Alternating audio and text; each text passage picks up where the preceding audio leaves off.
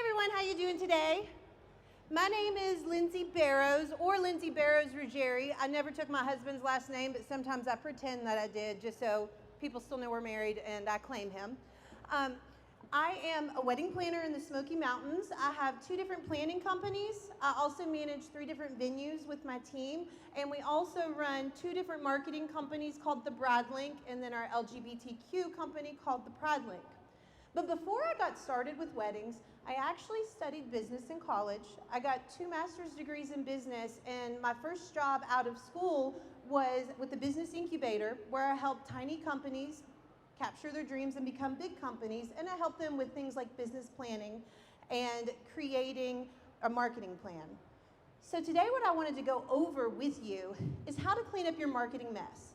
I know when you come to something like this and then there's a lot of good information and there's a lot of new things that you haven't tried yet, you start to get the wheels turning in your mind and you start thinking about all of the marketing things that you should do or you haven't done. But before you go through that step, what I want you to make sure is that the marketing that you currently have is good. In fact, maybe the marketing that you currently have should be great, right? So before you get crazy about posting on social media every single day or joining a bunch of networking groups or anything that has to do with marketing, what you really should do first is do an audit of your current marketing efforts and make sure that what you're doing now is up to par. When I talk to people about marketing, and I would say, and you all might be one of them, if I said, hey, is your marketing any good?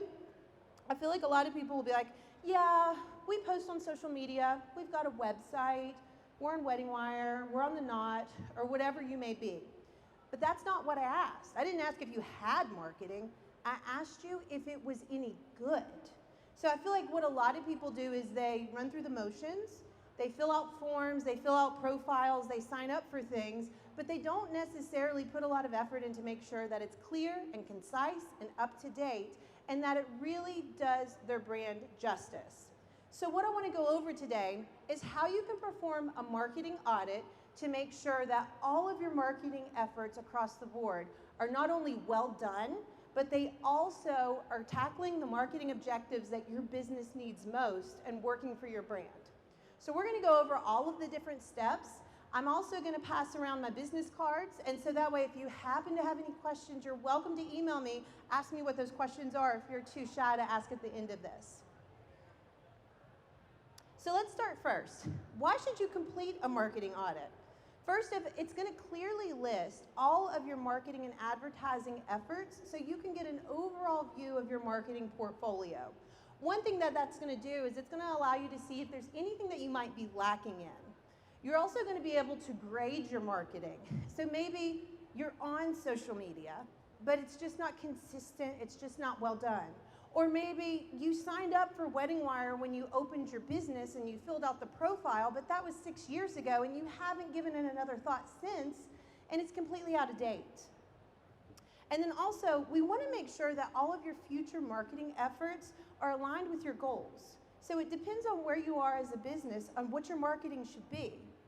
And then we really want to eliminate any marketing that's poor or fair. It doesn't represent your brand very well, and it doesn't necessarily do you any justice.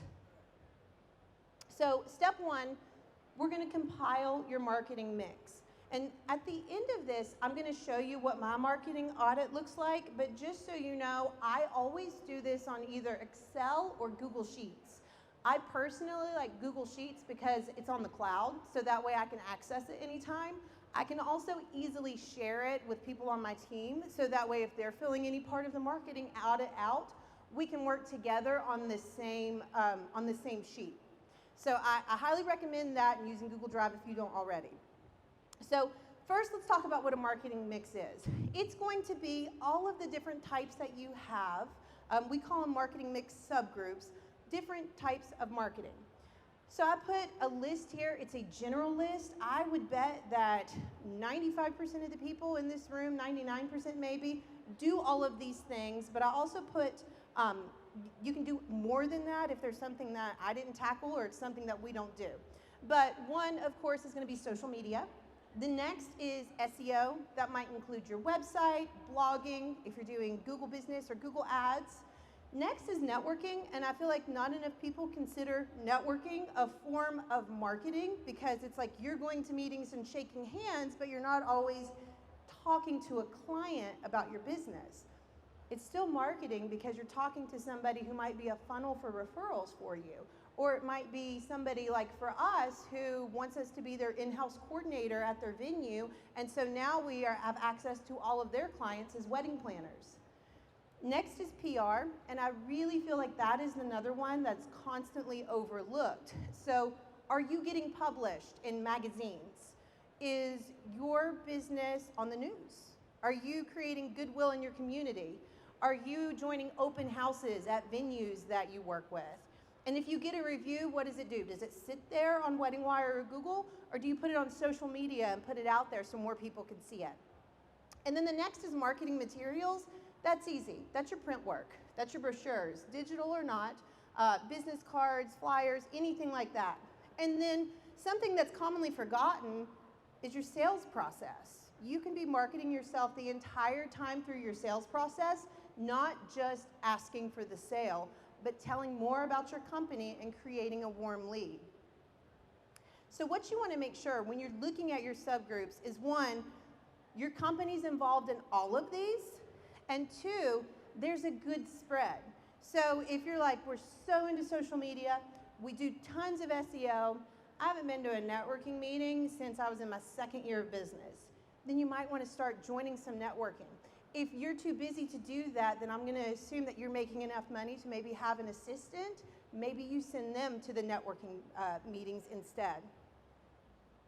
So what you want to do after you look at your marketing subgroups is you want to add in important details. When you're doing a marketing audit, something that I recommend, honestly, just to get through the audit, because if I told you, I need you to sit down today and look at every single piece of marketing that your entire company does, that's a little bit overwhelming. If instead I said, I need you to sit down today and look at every piece of marketing that your company does, but only on social media.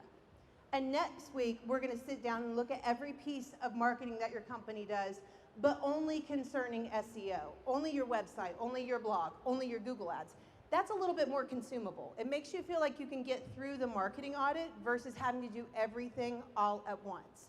So I always usually say, start with either SEO or social media, because those are probably the most prevalent, and then move to all of the other subgroups and see what you're doing.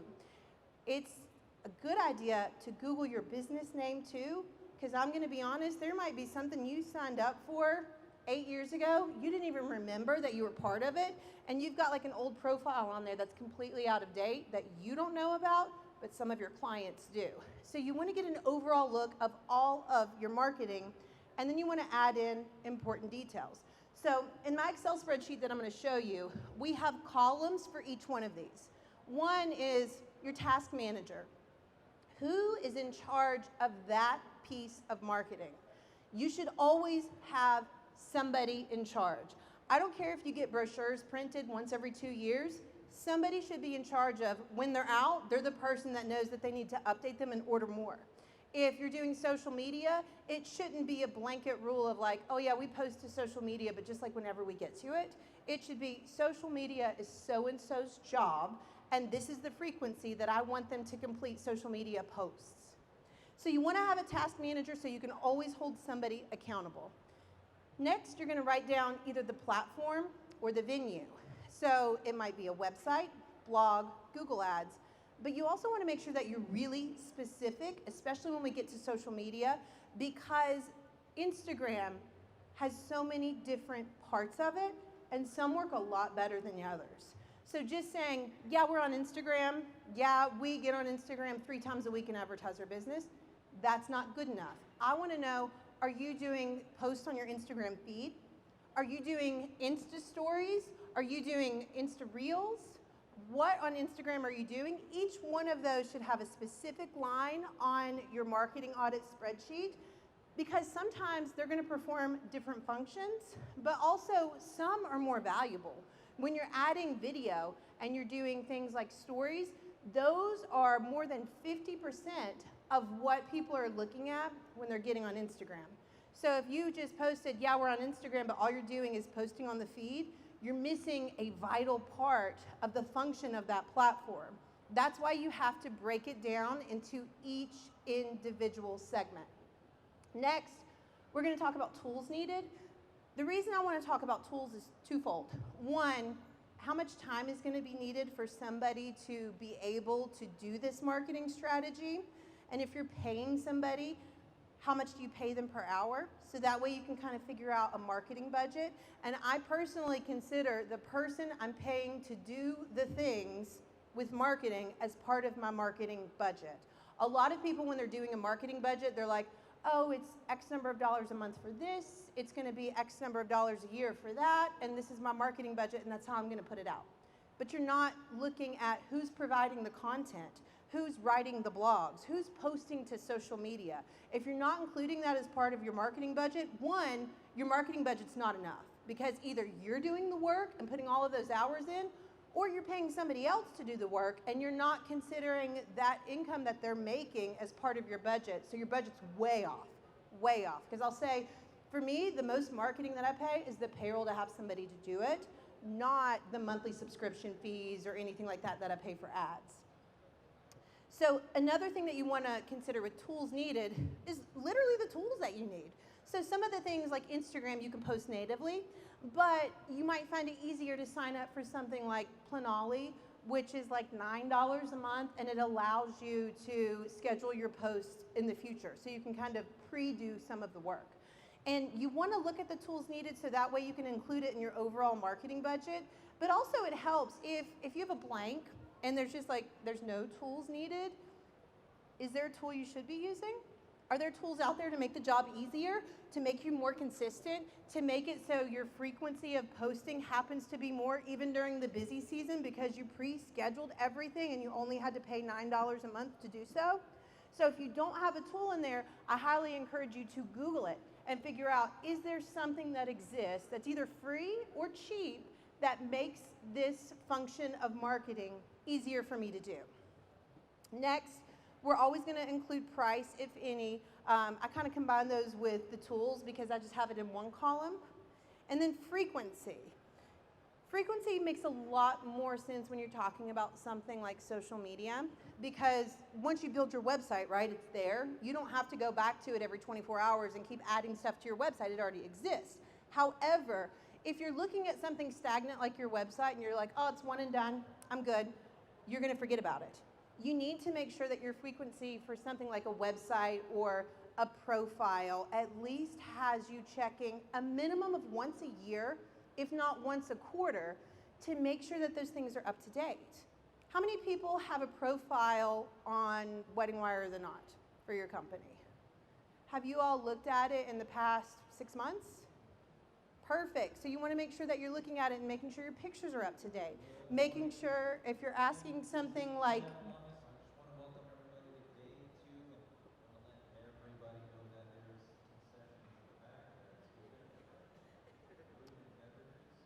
I also think that snacks are important, so I'm not even upset about that. But so the concession stand is open if you guys didn't hear that. But so with your frequency, it's not only going to be like we post to Instagram 3 times a week. It's going to be we check our website in, I don't know, December and in May to make sure that everything is up to date and that everything works. And sometimes like links can break on your website. You didn't even know about it. So have somebody check for you with the frequency if it's not something that you're continuously posting on. So all of these marketing audit details go together on your spreadsheet. You put them all the way across the top, so they're columns on your Excel spreadsheet, and then each row is the individual items that you're putting down that are your actual efforts. So next, step 3, oh, I spelled marketing wrong. We're going to grade your marketing. And when you grade your marketing, I don't care if you're using a scale from 1 to 10 or 1 to 100 or good, bad, and ugly or fair, good, and great. All I care is that your grading scale is consistent. So if you say that something is bad, it's the same like amount of bad as the other thing that you said was bad. That way, when we're looking at your grades and we're trying to elevate your marketing, you know where to start first with fixing things and improving things. So you can make up your own scale if you want. I'm kind of analytical. I like the number scale. I think on my example, I use the grade scale like I was in high school, so it's like A, B, C, D, E, F, G. There's no G. And so I personally would recommend either doing like a 1 to 10 scale or a 1 to 100. And so when you grade your marketing, what you want to ask, is it current? Is it clear and concise? Does it reflect your brand? And does it appeal to your target client? So I'll tell you a little bit of a story about something that we figured out that was a complete and total surprise to me, and I'm so happy that it worked out. So something that we do is we do all-inclusive packages with one of my planning companies.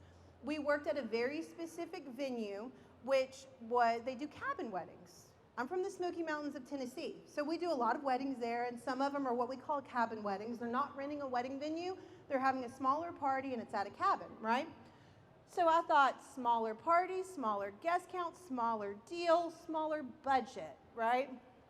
I don't necessarily deal with budget brides that often. We're somewhere in the middle. We're not the most expensive, but we're also not the cheapest. We definitely have a good value for what we offer, but I'll tell you what, you're definitely gonna pay some money for us. But this was the exception. We just had a much smaller all-inclusive package. And what turned out to be, with a lot of people that work with budget brides, it was a lot of work. It was a lot of work and not that much money. And in all honesty, it started to wear my team out, it started to wear me out, and it was too much.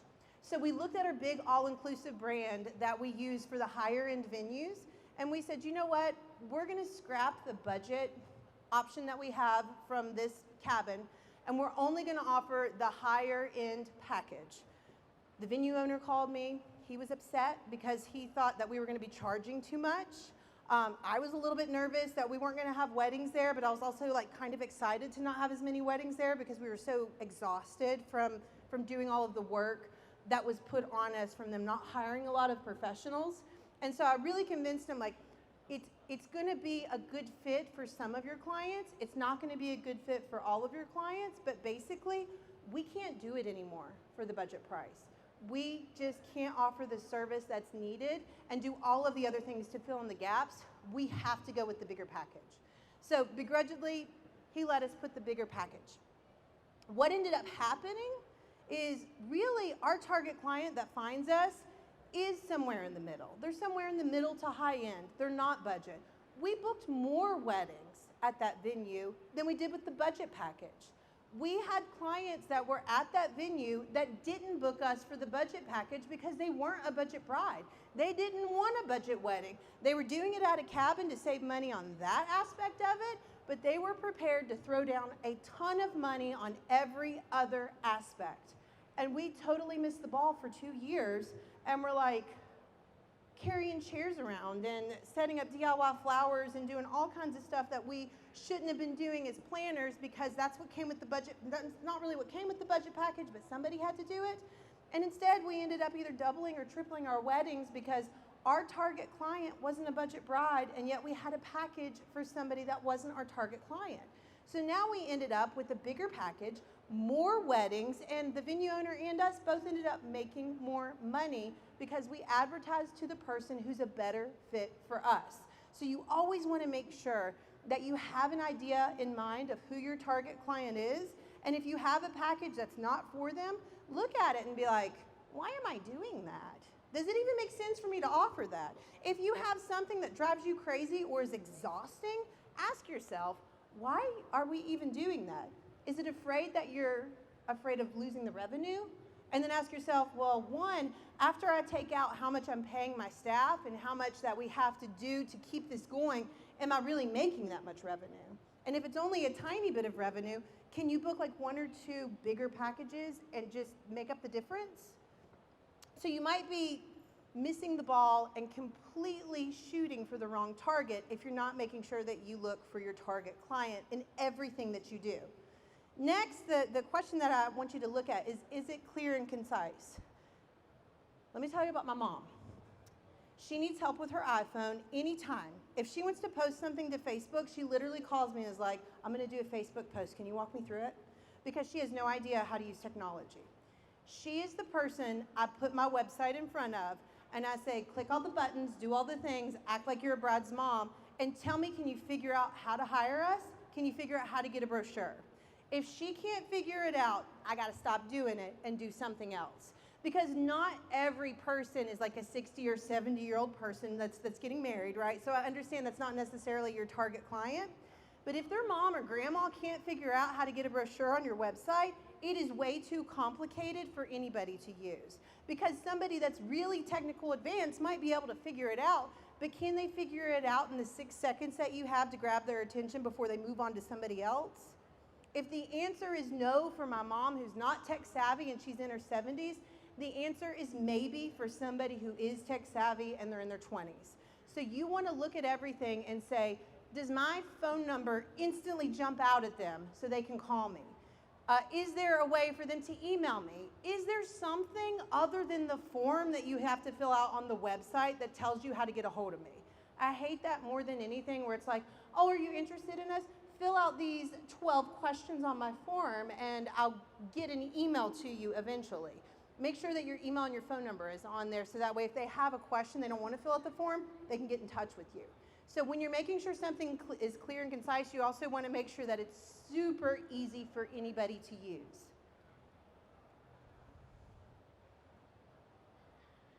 Next, we want to look at your marketing objectives. So I have a list of some of the main marketing objectives based off of the Meta Business Suite. So that's how you run Facebook ads, that's how you run Instagram ads.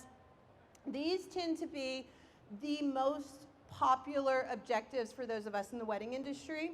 We're going to talk about brand awareness, lead generation, traffic, engagement, and conversion. I will say that there's some people who only do this one. They only say, here I am, I'm a DJ, would you like to book me? And every interaction they have with a client is about getting it booked. Can I tell you something that drives me crazy? Have you ever seen, or gosh, I hope I don't offend you if it's you, where somebody says, here's our company's brand on our Instagram profile, we're booking for 2023 and 2024. If you're not booking for 2023 and 2024, what are you? You're closed. Either that or you're so fully booked that you're booked 2 years out and you should be advertising that instead of the fact that you're trying to get bookings. If you want to put down that you're booking for 23 or 24, especially on something like an Instagram profile that has a very finite number of characters that you can use, that is a complete waste of space. Because if you're not booking, either you're booked out, and you should say, fully booked for 2023, inquire for 2024. That way you're not wasting your time with people that are trying to get you for dates that you don't have available. Or you should say something else, like, download my free guide for the top 20 ceremony songs I used in 2022, if you're a DJ. That is something that's much better than just saying simply, we're booking. And so when you're talking about brand awareness, you want to try to get the potential lead to notice you.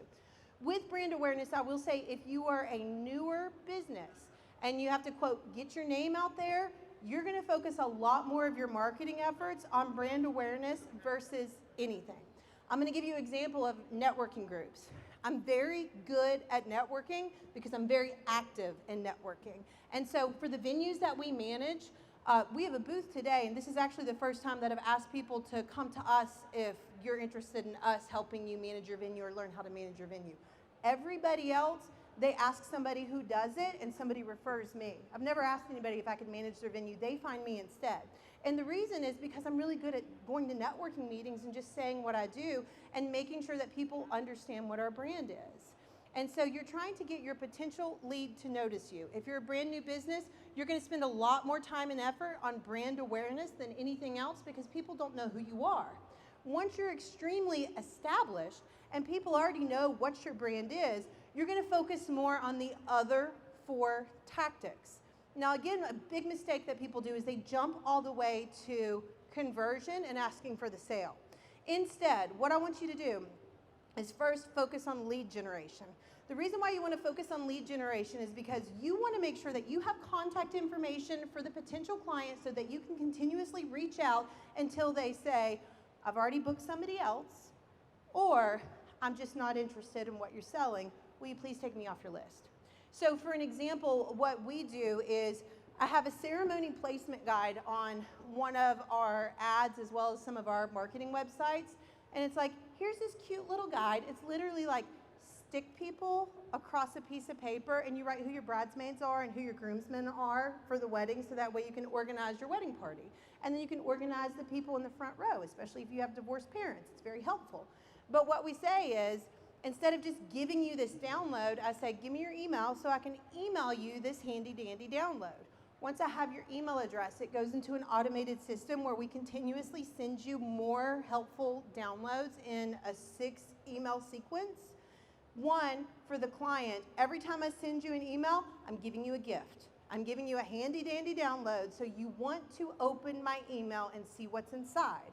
Also at the end, I'm saying, schedule a consultation with us, and not necessarily asking for the sale, but saying, hey, if you have any questions about your wedding ceremony, we're happy to answer. Just give us a call or schedule a call with us. That lead generation means that we can reach out to that client as many times as we want until they tell us to stop, versus paying for a social media ad where they see your ad once and it's done. After that, you have no way to reach out to them except to pay for more ads. If you don't have an email list of potential clients, you are doing yourself a disservice because you're not able to continuously ask for the sale. And with the wedding planning industry, you know that there's maybe anywhere between 6 and 18 months where they're planning a wedding. They might love what you do, but they're not ready to hire you for 3 or 4 months down the road. And 3 or 4 months down the road, they already forgot who you were. They go back to Google, type in local wedding DJ, and find somebody else. But if you're continuously in their email, especially if you're giving them really good information, they're going to keep opening your stuff. And then not only do you have a way to reach out to them, but you are creating under engagement something that I call a warm lead. A warm lead not only knows who you are, but they've grown to know and like you. It is so much easier to talk to somebody who already understands what you're about, what you do, and maybe has even consumed some of the downloadable content that you've given them. So that way you can instantly start talking about how you can make their wedding better, and they actually believe you because they've seen your work in action.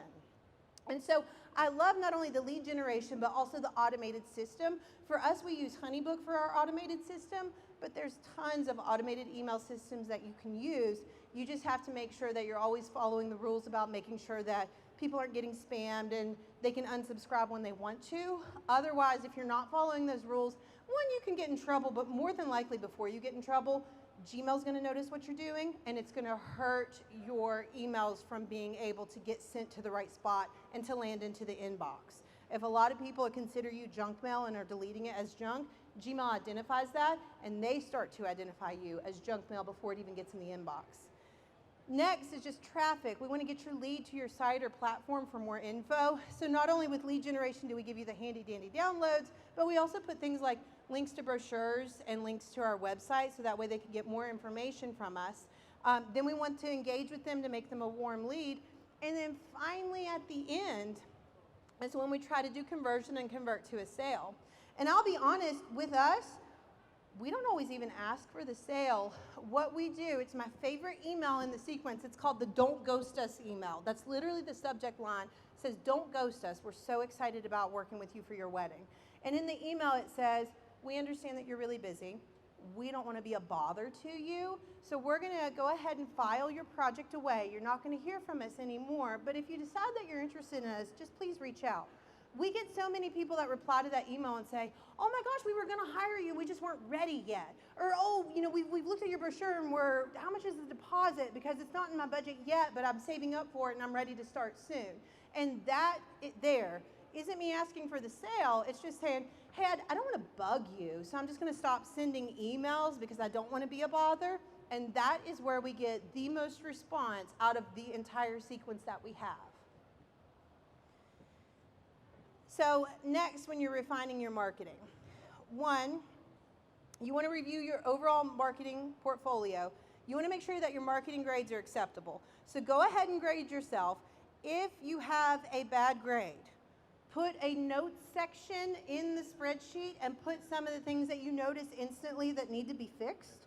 But do not start fixing it, because if you do that, you'll never finish your marketing audit. You'll just complete fixing your website or fixing your Instagram profile or fixing your wedding wire profile. But the whole point is to, one, make sure that your marketing audit is complete, make sure that everything is spread out with the different subgroups that we talked about, and then also make sure that your marketing objective that aligns with whatever you're doing is spread out as well. So if you look at your marketing audit and you're like, that ad was asking for the sale to convert, my website is only asking for the sale to convert, this Instagram post that I do is always about buy, buy, buy, it's always about the sale, then your marketing objective is only focused on conversion. You haven't developed any warm leads. You haven't created any ways to generate leads and hold email addresses. You haven't done all of the objectives that you need to do to make sure that you have an overall great marketing strategy. So you need a spread of all of the marketing objectives. And so you want to make sure that you have marketing objectives, marketing subgroups, and then we focus on getting the grades increased, right? So when you're increasing your marketing grade, somebody asks, well, where should I start, especially if I have bad grades? One thing you can look at is be like, well, start with the Fs, start with the zeros. You can do that, but let's say that your website's like a B or a C, and then everything else is an F. Well, you fix the Fs, and now everything is an A, and where are you ending up? If you're doing an ad, or if you're doing a post, or a blog post, you want people to eventually end up at your website, get your brochure, look at your packaging and pricing, right? Well, what if your website sucks? If your website is bad, that is the hub of your business. Your website needs to be an A at all times. With social media, there is no guarantee that social media will exist tomorrow. Some companies could go under, some companies could get in trouble. What if the owner of Facebook wakes up and is like, you know what, I'm kind of sick of this. I've made enough money. I'm just going to shut it down. Not that he would, but he could, right? He has the ability to do that, and then you lost everything, all of your efforts, and you're left with a website that still kind of sucks, right? So what you want to do is make sure that your website is A all of the time, because that's the hub of your business. That is truly the only retail space on the internet that you actually own. Everything else with social media is borrowed space that you're renting. And with ads, if you're not paying for them, obviously those are stopping. So start with your website first, whether you're an established business or a new business. Then you want to go and look at anything kind of below mid-grade, so anything below a C, you want to go ahead and fix that.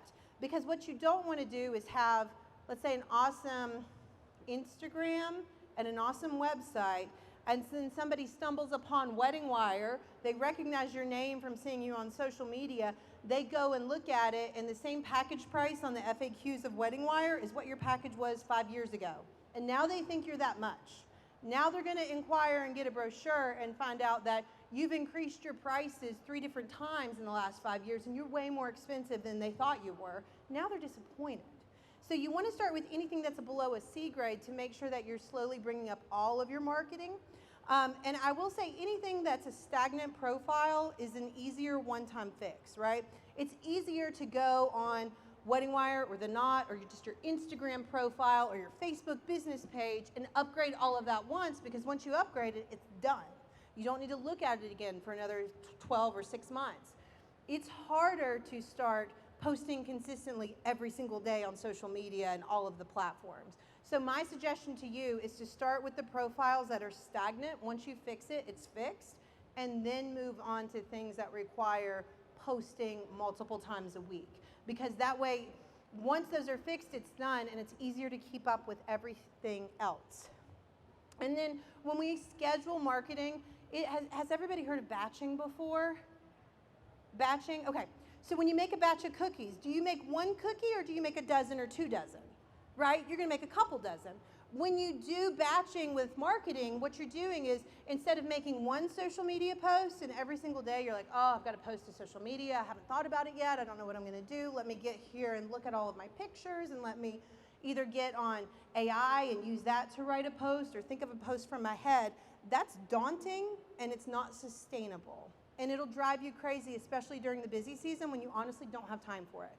When you do batching, you sit down and you're like, okay, I'm gonna sit down for 8 hours and I'm gonna knock out as much social media as I can until I want to pull my eyes out because I hate social media. Or I'm gonna sit down for an hour and I'm gonna do every Instagram post that I can just for the next 60 minutes and just knock out some really good stuff and then start scheduling it or leave it in queue for when I'm too busy to do it on a daily basis. When you do that, there's something called context switching. When you context switch and you're like, I'm gonna start doing this by pulling out pictures and let me get into my Google Drive and my marketing folder and look through all of the photos, and then you're like, okay, now let me switch context and start writing posts, you lose your momentum and you're not as efficient in what you're doing. If instead you're like, today's Instagram day, I'm gonna knock everything out in one day, and you're like, picture, picture, picture, all 20 of these pictures are great, I'm gonna put them in my Instagram queue. Now I have 20 posts halfway done, I just need to write the caption and tag everybody. When you do batching, you're just sitting down at once when you have time and knocking stuff out all at the same time. That's why I highly recommend either keeping stuff in your Instagram queue for your drafts is what it's called on some social media, or using something like Planoly to pre-plan things so that way you knock it out when it's best for you, and then when you're slammed, you schedule it so that way you can pre-post. So that's called batching, and it is the way to stay sane in a world where you're supposed to update everything about your business and your life multiple times throughout a day across multiple platforms.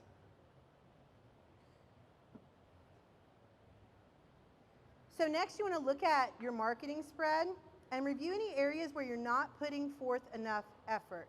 So for example, like I said, if you haven't been to a networking meeting in forever, if your PR just really hasn't been something that you've focused on forever, you want to look at that and make sure not only are you doing social media, not only are you focusing on SEO, but you're also doing PR and networking, and that you have a good amount of marketing materials that you're giving out, even if it's all digital, because you don't like getting print work done. You want to make sure that you have at least one in every single one of those categories.